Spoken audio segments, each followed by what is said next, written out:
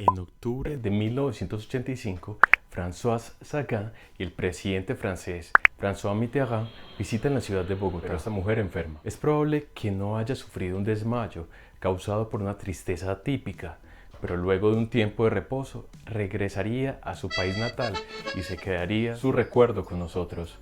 Inicio con esta anécdota porque hoy traemos a este espacio a la autora de esta obra. Recordamos el momento en el que estuvo en Colombia y por supuesto responderemos a la pregunta ¿por qué la tristeza se considera una emoción negativa? Usaré el libro Bonjour Tristesse 1954 para contarte qué razones nos llevan a rechazar esta emoción y cuál es la visión que la filosofía puede darnos. Hola, bienvenido a Curiosamente, un lugar en el que confluyen la literatura y la filosofía.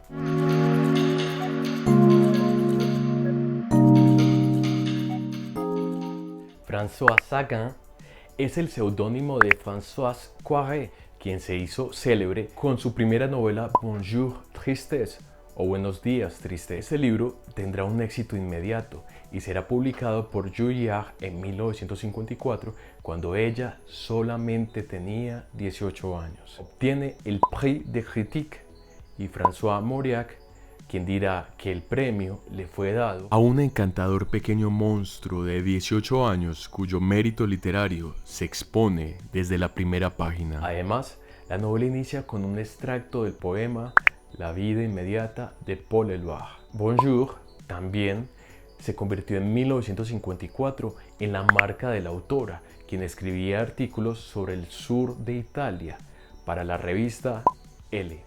Una felicidad inesperada. La novela inicia con una emoción que embarga la memoria de la protagonista, la tristeza. Son unas vacaciones de verano en el Mediterráneo en el mes de julio. Cécile, la narradora de 17 años, ha vuelto de una intensa educación en un internado de monjas en París a vivir con su padre Raymond. Él es un padre corpulento, viudo, bueno en los negocios, generoso y afectuoso. Pasa el tiempo con Elsa, la novia de momento, quien es alta, pelirroja, joven, gentil y sencilla. Pero la felicidad de estas vacaciones finalizará cuando llega Anne Larsen, una antigua amiga de su madre. A sus 40 años seguía siendo seductora, es indiferente, amable y distante. De tranquilidad intimidante, pero admirable. En 2 años de vivir juntos, padre e hija se habían vuelto cómplices. Él le contaba sobre sus relaciones, nada convincente ni falso, inspirándole cierto cinismo. Él no cree en la fidelidad ni en el compromiso, aunque es tierno y devoto. Al llegar Anne, la libertad cambia, pues es estricta con las normas y Cécile verá que la relación de su padre con Elsa, así como su relación con Cyril, el joven estudiante de Derecho, a quien Cécile quiere, y otros asuntos cambiarán. Cécile aprendió en París sobre el placer y la felicidad, lo cual ella llama el lado coherente de su carácter. Conoció cafés, cines y cierto gusto por los besos. Cécile está siempre al encuentro con el placer y quiere divertirse en esas vacaciones a toda costa, pero Anne le pide cosas que no quiere hacer y la ha alejado de Cyril.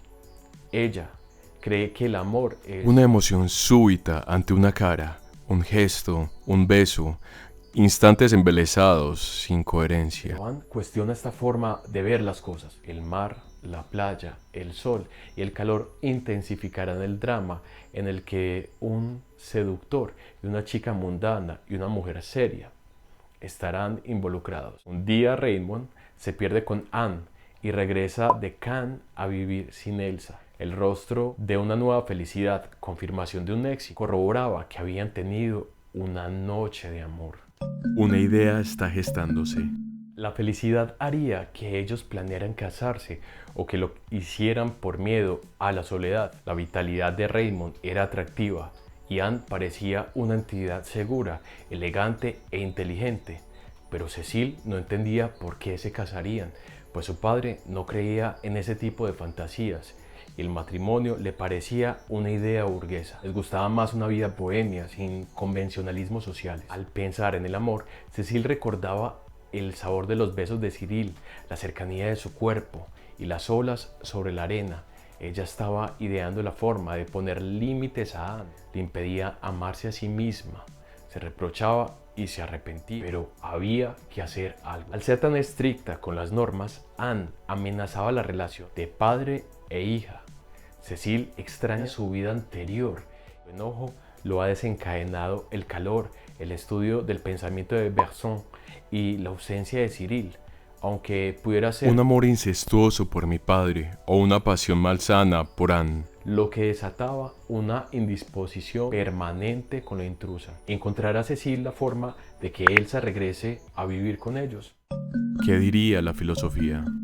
Antes de continuar contando qué desencadena la tristeza de Cecile, te contaré qué ideas hay en la filosofía, especialmente en la obra de Baruch Spinoza sobre la tristeza. Spinoza, en la Ética, en la tercera parte, nos da una definición sobre los afectos. Uso este filósofo en este momento porque la narradora ha pasado de un momento de alegría a otro de tristeza o de incertidumbre, y es necesario alguna aclaración. La alegría es el paso del hombre de una perfección menor a una mayor, y la tristeza es el paso de una perfección mayor a una menor. Esto dice Spinoza.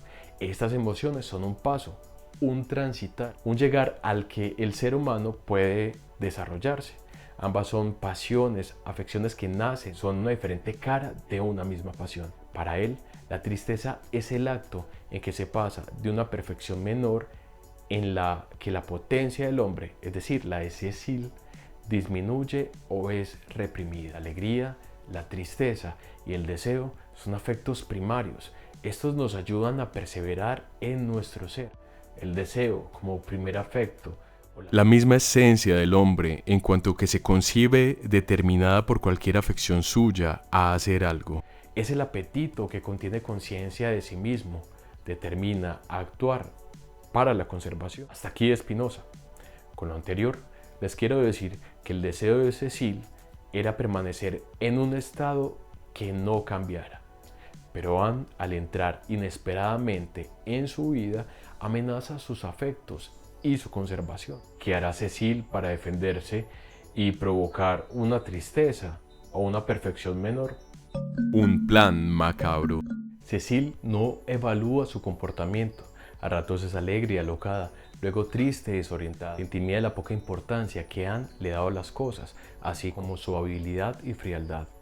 La nueva relación de Anne y su padre le generaba una dualidad en la que su yo debía escoger entre lo que se debe y lo que se quiere. Era extraño que aquel niño grande, Raymond, fuera a casarse y encontrara el equilibrio conyugal del hogar. La moral ya no iría de romance en romance por la vida. Cecile no quiere imposición de normas y cuestiona la educación como una forma de no hacerse responsable de sus elecciones. Ella la mueve principalmente el placer y la satisfacción de los sentidos. Tiene más talento para los besos que para las ciencias, dice. Con Anne era la inteligencia, la cultura y la distancia. Con Elsa, la vanidad y el sentimiento. Anne llegó a cambiar el orden y la manera en que padre e hija vivían. Cecile tiene un plan. Elsa y Cyril pretenden ser amantes y así generarán celos de su padre. Quería ensayar si sus cálculos psicológicos eran justos o falsos, ejecutando un plan macabro con su familia. Al principio, Raymond mostró solo sorpresa, nada de celos, pero luego se enteraría de que Cyril y Elsa se amaban. Tenían la misma edad. Pese a ello, Anne no preguntaba. Su papel de educadora era movido por el sentimiento de deber por Raymond y Cecile. Anne, sin mezquindad o celos, quería cuidar de ellos, pues su concepto de vida era más sólido y con mayor sentido. Ahora, Raymond sentía celos de ver a Elsa, mujer galante y novelesca, enamorada. Cecile siente que el amor es la sola cosa más dulce, más activa y la más razonable. No amaba a su novio, sin embargo. Poco a poco va viendo que Anne es una mujer decente y respetable. Respondiendo a la pregunta inicial. ¿Por qué la tristeza se considera una emoción negativa? Desde la filosofía de Spinoza, los afectos son expresiones del alma, así como del cuerpo, y se manifiestan por medio de amor, odio, ira, envidia. La misericordia son sus expresiones, más no vicios. son como propiedades que los constituyen. Los afectos son propios de la naturaleza de los seres humanos, como respirar, crecer o morir. Es erróneo apreciarlas como malas, nocivas o negativas, pues es una percepción errónea o un supuesto equívoco. ¿Acaso cada ser humano está gobernado por un afecto específico? En la ética de Spinoza, la razón y los afectos se complementan, no están separados. Teniendo en cuenta las elecciones de Cecil, identificas el deseo que le impulsa a separar a su padre de Anne. Si el deseo es la primera afección que tenemos y esta adolescente desea afectar una relación, la motiva a hacerlo un deseo destructivo. Sea lo que pienses, déjame tu opinión en la caja de comentarios. Un cambio de opinión. Con Anne, Cecil sentía que su existencia la absorbía una fuerza negativa, sentía intranquilidad, la cuestionaba y la confrontaba. Ella dice que la obligaba a juzgarse, haciéndole vivir momentos intensos y difíciles, pero por edad y experiencia, Anne era más aplomada y segura que Cecil, también más analítica, pues veía que los hombres como Hueva en su soledad con eternos compromisos. Aunque ya no sean atractivos, son sentimentales y exigentes con las mujeres. Una vida de orden, de silencio, de armonía, aburrida y tediosa, le esperaba con Anne. Para estar tranquilos internamente, a mi padre y a mí, nos haría falta la agitación interior, y eso Anne no lo sabría admitir. Raymond amaba a Anne, aunque él no reprimía ningún deseo por ninguna mujer. Y ella no quería ser la mujer de momento, quería que él fuera más reflexivo y pensara en el futuro. La causa de la tristeza. Cecil había recibido de su padre la forma de vivir en la que pudiera equivocar, que no la cuestionaran y no la miraran con desdén. Los deseos egoístas y violentos de Cecil dirigían con bajas maniobras el juego que ciegamente protagonizaban Raymond y Elsa. Se enternecía y no le importaba la felicidad de Anne. La violencia y el placer lo permeaba todo. En un momento, Raymond se disculpaba con Elsa por la manera de haberla dejado y la besaba, mientras que Anne era testigo de esta escena. Anne lloraba inconsolablemente, pero su tristeza, su descontento era obra de arte ejecutada en la realidad. La única cosa viviente y cruelmente viviente ese día era la cara de Anne, esa cara marcada por el dolor, esa cara traicionada. Y se iría de inmediato. La memoria de la emoción. Cecil y Raymond escribían inútilmente una carta para Anne, pero una tragedia se sobrevenía. Anne se había accidentado. Vivieron un mes juntos como viudo y huérfana. El deseo de continuar persistía, así como la memoria de esa emoción sin forma. Sin embargo, el recuerdo estaba en el alma y en el cuerpo. La herida de Anne emergía de nuevo. Conclusiones. La novela muestra lo bello y lo trágico de la existencia humana. Resalta a la memoria afectiva como vestigio de nuestras decisiones. Estas son llevadas por nuestros deseos, que no son ni positivos ni negativos. Socialmente se califica la tristeza como una emoción negativa, pero es solo nuestra calificación. Spinoza, sin embargo, ve que los afectos son perjudiciales como pasiones cuando nacen de ideas inadecuadas y no sean ni claras ni distintas. Es fundamental entender nuestras afecciones o emociones sin ridiculizarlas, detestarlas o calificarlas negativamente. Te invito entonces a ser parte de la comunidad Curiosamente, suscribiéndote y dejándonos tus inquietudes. Tu aporte nos permite seguir creciendo. Agradezco profundamente que hayas visto el video hasta el final.